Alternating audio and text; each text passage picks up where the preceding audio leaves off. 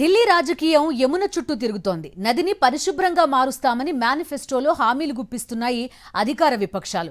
మరోవైపు నీరు విషపూరితం కావడానికి కారణం మీరంటే మీరని మాటల యుద్ధం కూడా చేసుకుంటున్నాయి. ఆమ్ ఆద్మీ పార్టీ, బీజేపీ మధ్య యమున వార్ ఈసీ వరకు చేరింది.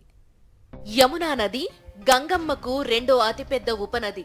హర్యానా నుంచి ఢిల్లీకి ప్రవహిస్తూ రాజధాని వాసుల దాహార్తిని తీరుస్తోంది. అయితే ఢిల్లీ అసెంబ్లీ ఎన్నికల వేళ యమున నీటి శుద్ధతపై వివాదం రాజుకుంది. బీజేపీ పాలిత రాష్ట్రం హర్యానా యమున నీటిని విషపూరితం చేస్తోందంటూ ఆప్ చేసిన ఆరోపణలు తీవ్ర దుమారం రేపుతున్నాయి.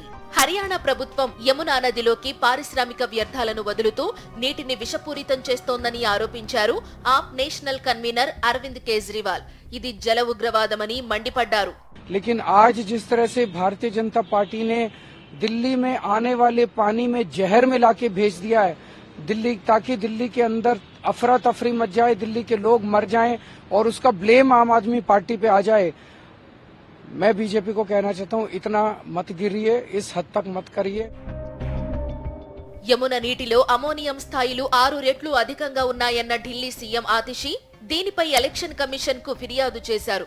ఈ నీటి వల్ల మూత్రపిండాలు దెబ్బతినడంతో పాటు శ్వాసకోశ ఇబ్బందులు వస్తాయని, ఈ విషయం తెలిసినా హర్యానా ప్రభుత్వానికి ఉద్దేశపూర్వకంగా నీటిలో పారిశ్రామిక వ్యర్థాలను డంప్ చేస్తోందని ఆరోపించారు. ఇది నిర్లక్ష్యపు చర్య కాదని, స్వేచ్ఛగా నిష్పక్షపాతంగా జరిగే ఎన్నికలపై ప్రభావం చూపాలనే ఉద్దేశంతోనే ఇలా చేస్తున్నారని ఫైర్ అయ్యారు సీఎం ఆతిషి. ఈ విషపూరితమైన నీరు ఢిల్లీకి రాకుండా అడ్డుకునేందుకు ఈసీ జోక్యం చేసుకోవాలని ఆమె అభ్యర్థించారు.